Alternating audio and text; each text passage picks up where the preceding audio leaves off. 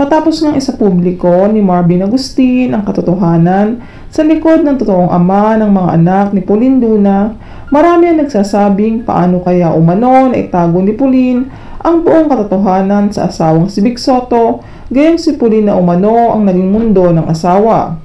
Ito din umano ang nakikitang dahilan ng mga netizens kung kaya pinili umano ni Vic na mga babae na lamang. Hindi din umano masisisi ni Pauline si Vic na nagawa nitong kasalanan dahil sa ito umano ang nag-udyok sa asawa para gumawa ng mali. Samantala, tila nagulat naman ang mga netizens sa balitang ito. Sinugod umano ni Vic Soto si Marvin Agustin sa mismong bahay ng mga ito.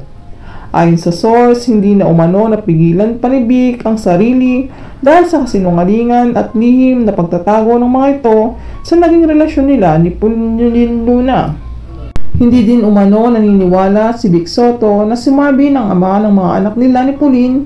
Hindi umano makakapayag si Vic na akuin ito ang mga anak niya. Alam umano niya at alam umano ng Diyos na siya ang ama ng mga bata. Ipaglalaban umano niya ang mga anak niya kahit pa saan sila makarating ni Marvin Agustin.